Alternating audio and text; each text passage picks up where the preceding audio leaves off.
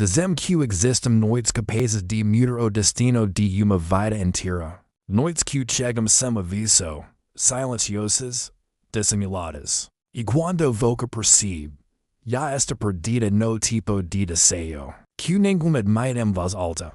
E foi exatamente naquela noite, uma noite quente, inquieta, com cheiro de chuva escondida, que Helena descobriu o que realmente significa ser tocada pelo Proibido. Ela sempre acredito que o controle era sinônimo de segurança, diretora de uma fundação cultural, elegante, respeitada, dona de uma calma que impressionava a seus críticos. Mas o que ninguém sabia que, por trás da postura impecável, existia uma mulher inteira presa dentro de uma vida que não era exatamente escolhida e sem permitida.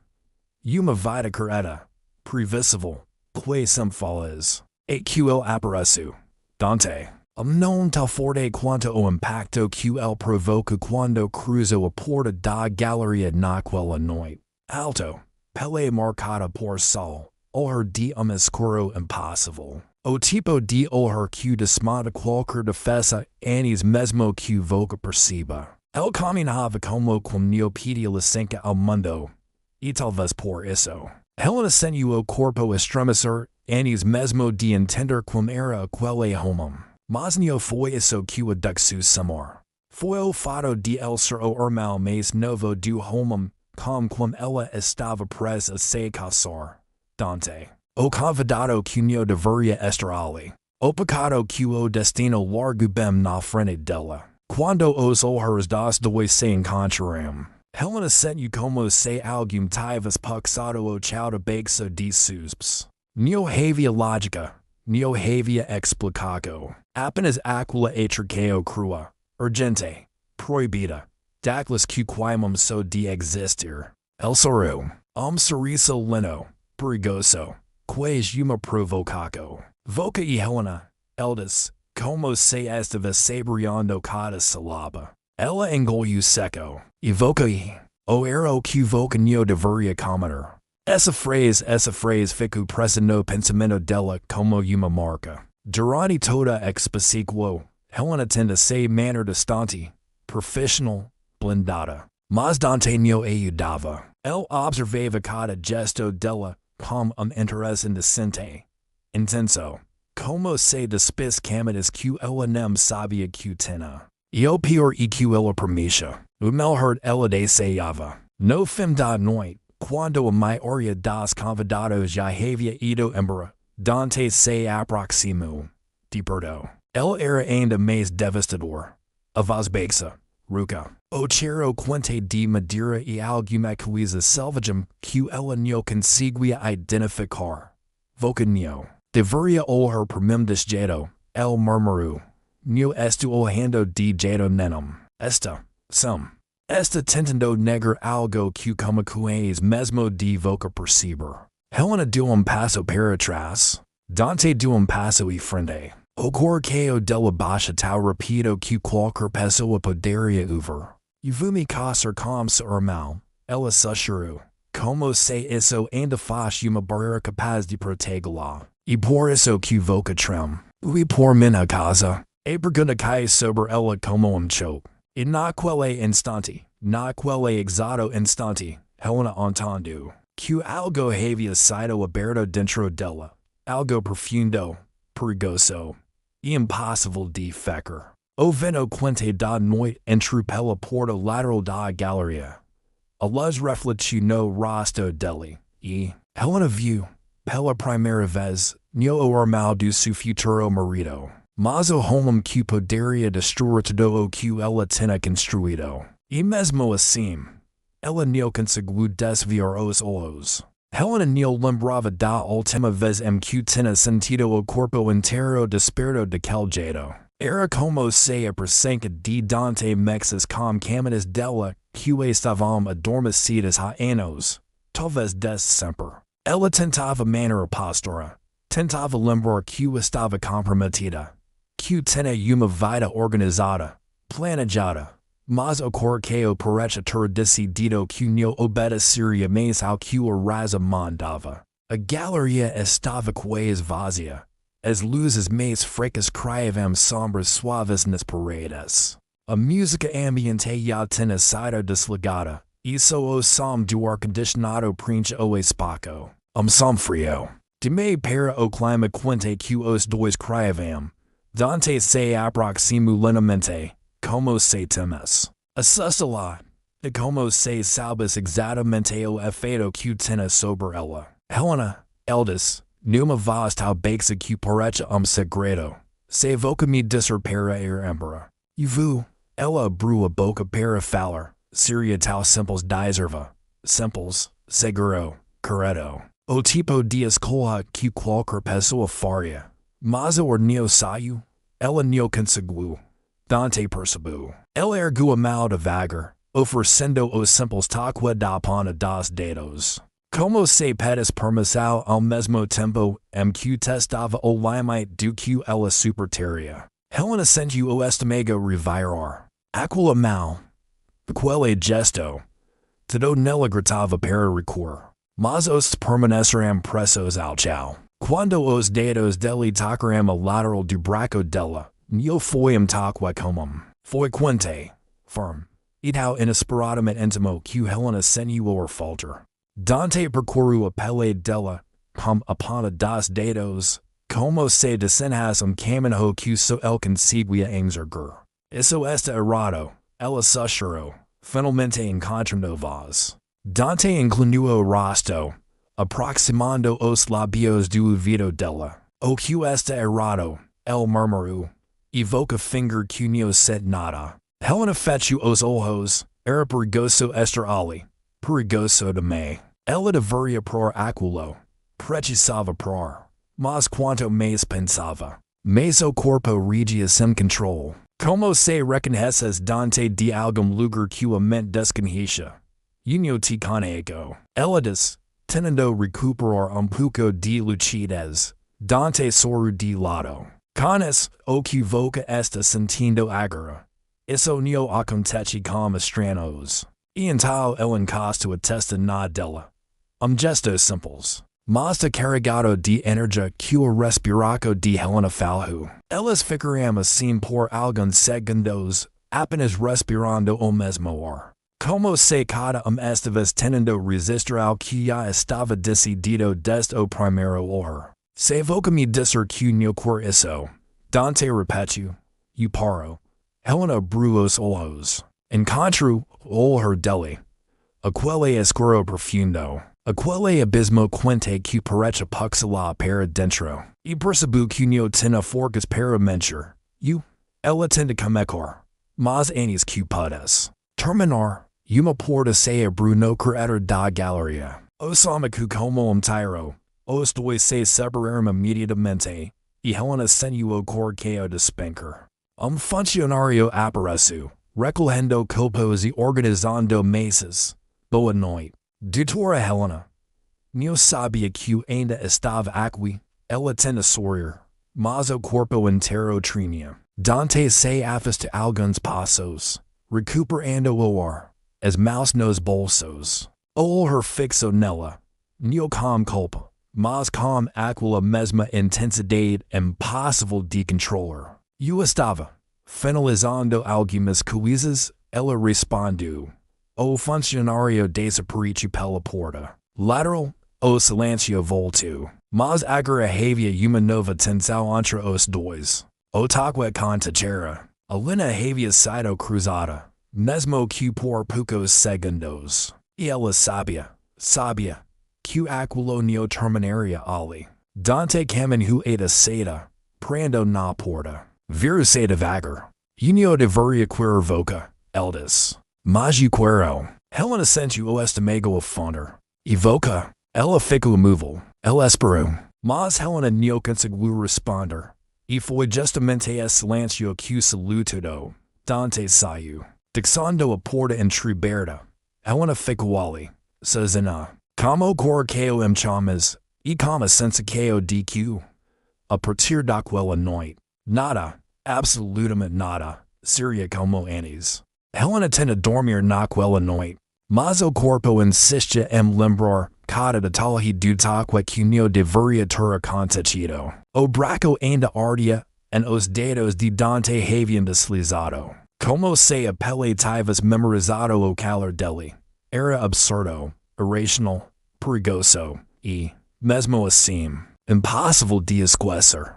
A mana seguinte chegou repetidamente. Ela tinha uma reunião com Marcos, seu noivo, para lembrar detalhes do género de noivado, porém, enquanto se arrumava. Helena percebeu algo que a deixou inquieta. Ela não sentia mais nada ao pensar. Marcos, nada além de uma leve sensação de rotina. De obrigação, de vida estável e sem riscos. Dante, por outro lado, se lembrar do olhar dele era suficiente para o corqueio de esperar como se estivesse querendo. Isso precisa parar. Ela repetiu mentalmente enquanto pegava a bolsa, tentando se convencer. Foi só momento. Deslize, nada mais. Mas dentro de si, ela sabia que era mentira. Quando chegou ao restaurante encontraria Marcos. Tenta respirar fundo. Recuperar o controle. Vestir sua versão mais impecável. E por alguns minutos, do certo, Marcos estava animado. Falava sobre convidados, planos, detalhes da cerimônia. Helena respondia com sorrisos automáticos. Gestos treinados, que sentiu arrepio estranho. Como se o ar do ambiente tivesse mudado. Olhou para a porta. E ali estava ele. Dante, encostado no batente. Camisa preta dobrada nos antebraços. O olhar fixo nela como se o universo inteiro tivesse parado naquele instante. Era impossível disfarçar atenção. Que atravessou o corpo de Helena. Os olhos dos dois se encontraram. E algo pulsou no ar. Intenso. Proibido. Inegável. Marcos não percebeu. Helena, amor. Voca ouviu o que disse. Ela tenta responder. Mas Dante caminhou na direita deles com passos lentos. Passos que pareciam ir direto dentro dela. O estômago de Helena fundo. O corqueio bateu tão alto que ela teve medo de que algo movesse. Ele parou ao lado da mesa. Marcos. Dante. Marcos levantou para abraçar o irmão. Não sabia que Voca estava na cidade. E que voltaria só no fim dos. Mudei os planos. Dante respondeu, mas o olhar não saía de Helena. Ela prendeu a respiração. Ele não deviava, não escondia, não fingia. Ao contrário, parece deixá-la móvel de propósito, como se quisesse lembrar-la de que o acercao entre eles não era uma ilusão. Marcos riu, sem perceber nada. Senta como gente. Não quero atrapalhar, não atrapalhar, não. Marcos insistiu. Estamos falando do género de noivado. A palavra noivado cai como peso sobre o peito de Helena. Dante permaneceu em silêncio por alguns segundos, o olhar lentamente descendo para a mão dela. Onde anel reluzia. Parabéns, ele disse.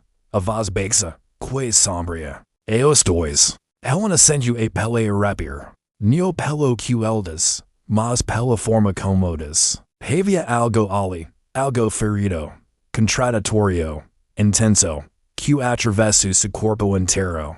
Dante então pôs uma cadeira e sentou, ao lado de Helena. Tal perto que o perfume dele chegou, antes de calor de sua presença. Ela tenta se afastar discretamente, mas Dante, como se percebesse cada mínimo movimento dela, inclinou-se ligeiramente. Apenas o suficiente para que sua perna tocasse de leve dela sob a mesa.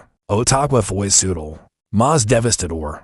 Helena engoliu seco. Marcos falava, mas agora era impossível ouvir.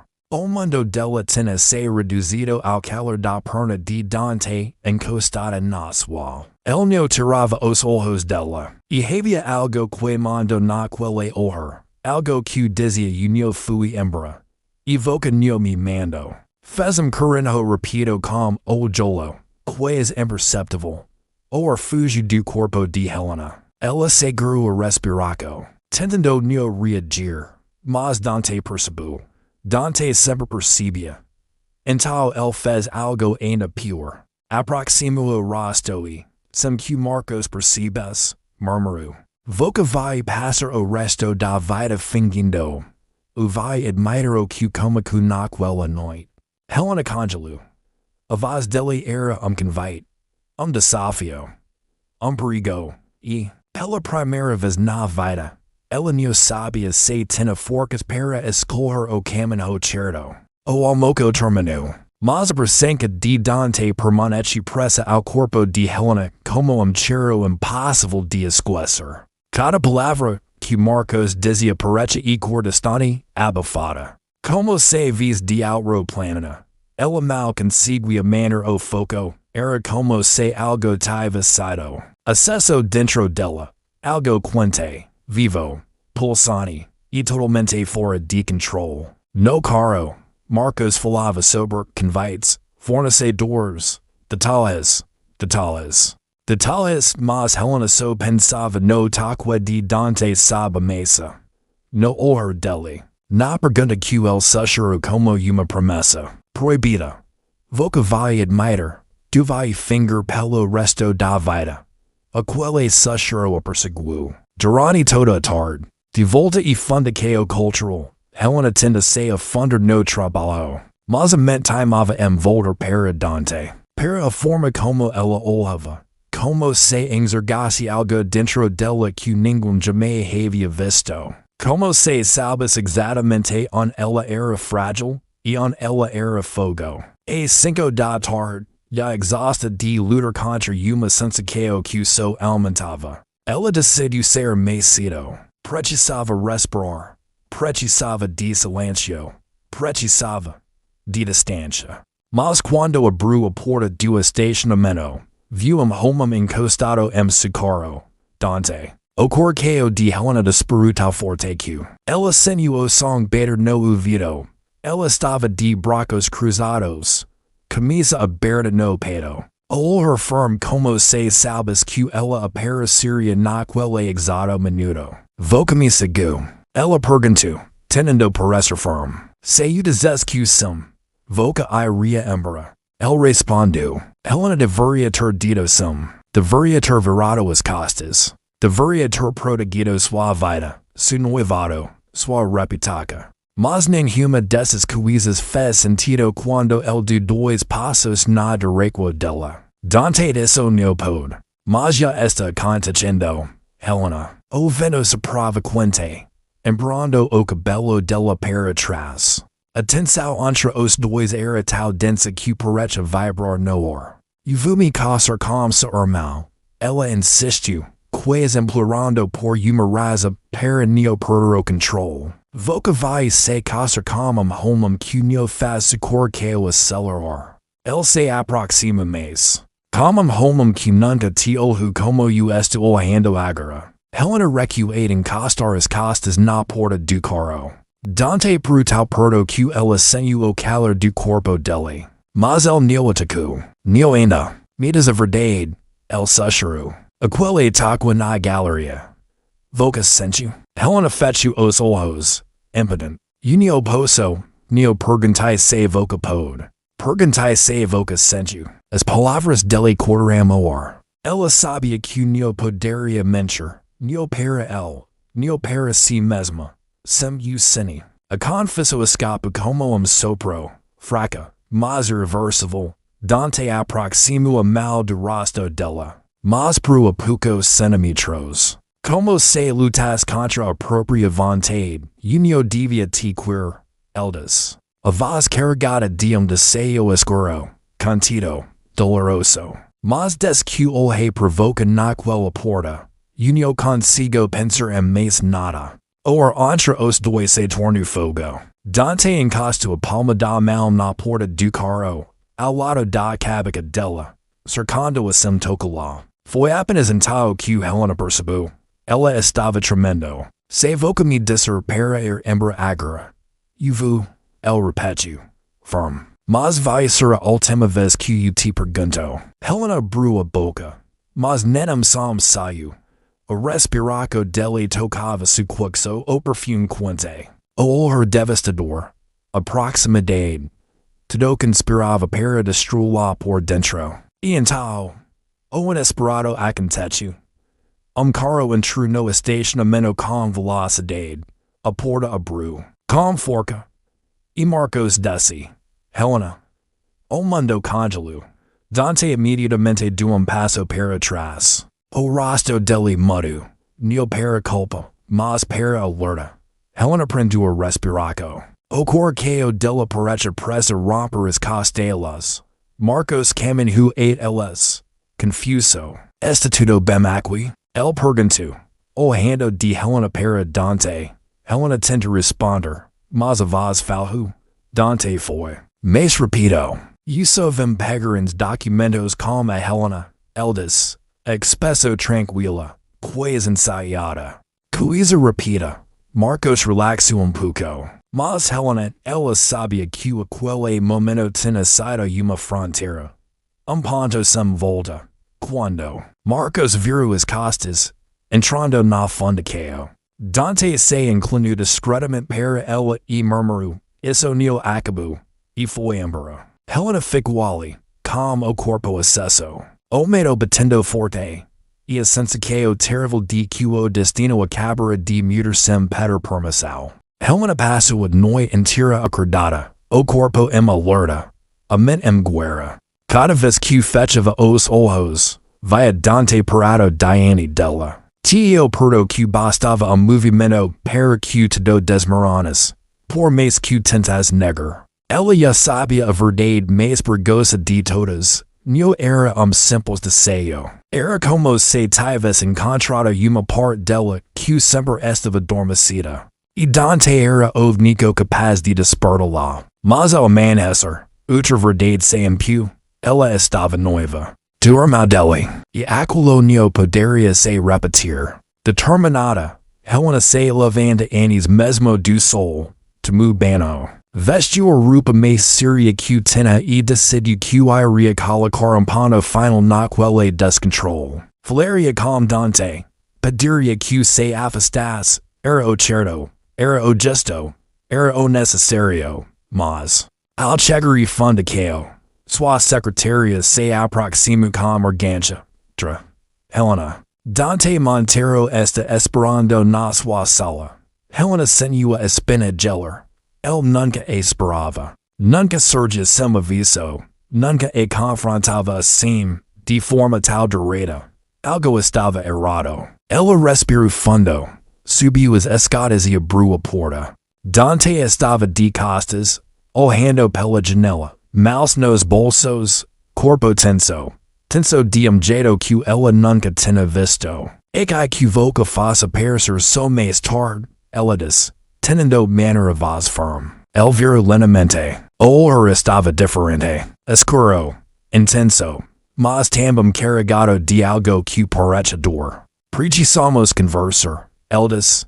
Aquelas três palavras fizeram o estômago de Helena fonder. Dante. Eu também preciso falar com voca. Tudo isso. Ela gesticulou. Nervosa. Tem que parar. Então, foi impulso. Homero. Eu não posso continuar. Mas Dante não para suiver. El caminho. E ela. Mas não para tocá-la. Apenas para olhar bem dentro de seus olhos. Eu deveria ter te contado antes. Ele disse. Com a voz baixa. Mas voca precisa saber agora. Saber o que? Helena sussurrou. Ele respirou fundo. Como se estivesse presa a revelar algo que o dilacerava. Marcos. Ele não e com voca pensa. Helena franziu o seno. Surpresa. Como assim? Tem uma coisa que ele está a te escondendo. Dante continuou, o maxillar firme.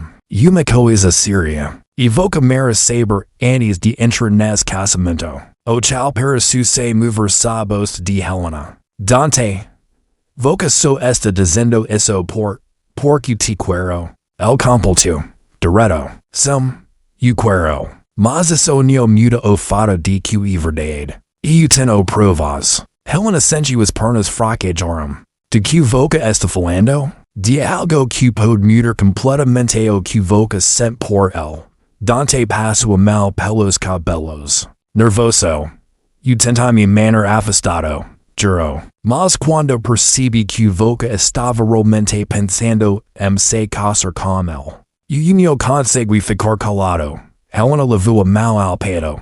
Dante. Se isso for algum tipo de jogada para. El se aproximo.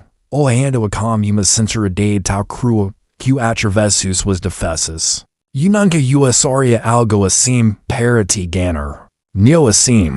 Neo desjeito. Helena engoliu seco. Então me diga agora. O que Marcos está escondendo. Dante hesitou. Fecho os olhos por a momento. Como se estivesse reunindo coragem. E então Marcos te mucho HMSES. O mundo de Helena Peru. O corqueo bate uma, duas, três vezes com violência. Voca esta, mentindo, ela sussurrou. Tentando respirar. Queria estar. Dante respondeu. Mas no esto. Ela cambaleia a mesa. Apoiando as mãos para neo desmornar. Voca tem provas. Dante colocou uma envelope sobre a mesa. Aqui. Helena olhou para o envelope como quem encara abismo. Estava ali. A verdade capaz de destruir seu casamento, sua vida, e todo aquilo que acreditava ser real. Por que voca faria isso? Ela perguntou. A voz embargada. Por que me mostrar isso agora? Dante se aproximou, desta vez tocando o rosto dela, com a ponta dos dedos, o toque mais delicado que ela já sentira. Por voca merecer amada de verdade, eldis. Inho enganada. Helena fecho os olhos. O corqueo baixa como se quisesse explodir. E então, pela primeira vez, ela neo recu. Ela encosta a testa no peito dele. E Dante a envolve lentamente, como se tivesse esperado por aquele abraço deste o primeiro olhar. Mas quando Helena abriu os olhos, viu Marcos parado na porta. O envelope ainda sobre a mesa. O braço de Dante ao redor dela. Os olhos de Marcos queimando. E foi ali, naquele segundo devastador, que Helena percebeu que a vida inteira estava presa a roer. O silêncio na sala era tal espesso que parecia impossível respirar. Helena ainda estava nos braços de Dante quando viu Marcos parado na porta, olhos arregalados, expresso confusa, uma mistura de choque, raiva e incredulidade. Ela se afasta rápido, o corqueo batendo, descontrolado. Marcos, tu? Helena tenta falar, mas a voz não saia. Dante não se moveu. Ficou firme, o corpo tenso como eco, pronto para enfrentar o que vis. Marcos entrou devagar, como se lutasse para entender a cena que via. Então, eldis, a voz baixa, quase rouca, era isso. Helena sentiu o peito apertar. Marcos, por favor, não o que parece. El riu sem humor, não é? Então me explica, Helena. Por donde este vendo? El olhou para o envelope sobre a mesa. Tem muita coisa que eu não sei. Dante deu passo e frente. Marcos, deixe-o falar com voca. Cala a boca. Marcos explodiu, apontando para el. Voca. Sempre voca. Des que éramos crianças. Voca conseguiu todo sem esforço. Todo a paris provoca. Ela. A voz dele quebrou no final. Helena sentiu o peso da culpa esmagando seus ombros. Mas havia algo mais ali. Algo que finalmente precisava ser. Marcos, Dante me mostrou uma coisa. Algo sobre Voca. Marcos empalideceu. Não Helena. Voca não vai acreditar nele. Não vai. Voca está com muito amor. Ela pergunta diretamente, encarando-o sem piscar. A expresso de Marcos se desfez num segundo. Ele desviou o olhar. Respirou fundo. E o silêncio dele foi a confirmar que mais cortante de todas. Helena sentiu o chão abrir sob susps. Então e verdade. Ela murmurou. Marcos tende se aproximar. Helena, não o que Voca pensa. O que media amero, mas não significa nada. Foi só uma confuso. Eu estava estressado. pressionado, com medo de pervoca, e por isso me traiu, ela perguntou. A voz fria, firme, surpreendente controlada, por medo de me perder. Marcos tenta tocar sua mão, mas ela recua, e aquilo parece quebrar-lo por dentro. Helena, eu te amo, ela insistiu, eu te escolhi. Eu quero uma vida com voca. O corqueio dela se apertou. Era uma dor amarga, profunda, mas já não era amor. Era hábito, era apego, era a vida confortável que ela construiu para não encarar seus próprios vazios. Dante observava em silêncio, respeitando o momento, mas o olhar dele estava cravado nela, quente, tenso, cheio de sentimento que ele nunca tenta esconder. E nunca quis machucar voca.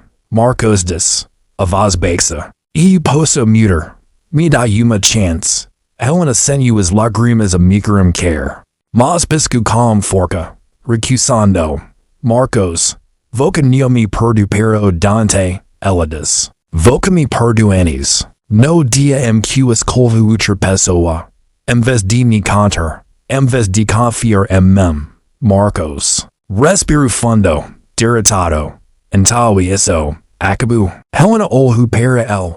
Pela primeira vez sem culpa, sem medo, sem luzes, sem acabou. Dante fechou os olhos por segundo, como se aquele momento tivesse atravessado a alma dele. Marcos apenas concordou com a cabeça e saiu da sala sem olhar para trás. Quando a porta se fechou, Helena sentiu a perna fraquejar. O corpo inteiro tremia. Dante avançou instintivamente, segurando a pela cintura. Helena, eu não queria que terminasse assim. Ele disse, a voz baixa, cheia de verdade. Ela levanta o rosto para ele. Terminou como precisava terminar. O silêncio entre elas era carregado, intenso, como se o estivesse mais 40 anos. Dante perguntou, devagar, o que fazemos agora? Helena encostou a mão no peito dele, sentindo o corqueio dele bater forte, vivo, urgente, como o dela. Agora, eu quero viver o que realmente sinto, ela sussurrou. Sem culpa, sem esconder, sem fugir. Dante tomou o rosto dela nas mãos, com uma delicadeza que contrastava com o desejo feroz que queimava nos olhos dele. Voca tem certeza? Ele perguntou. A voz rouca. Ela sorriu. Sorriso que vinha de lugar profundo, livre, finalmente desperto. Pela primeira vez, eu tenho. E quando ele beijou, não foi o beijo proibido da primeira noite. Nem o beijo urgente da atraqueio impossível. Foi o beijo de quem encontrou algo raro, a coragem de escolher a própria verdade. Mas então, o celular de Helena vibrou, ela olhou, tela, e congelou. Era uma mensagem anônima, com uma foto dela e Dante, no estacionamento, no exato momento em que ela encorolava contra o carro. A legenda dizia, se voca aca que agora está livre, não está nem perto. Helena sentiu o som sumir de rosto, e, com isso, a história que ela pensou que tinha terminado, estava apenas começando.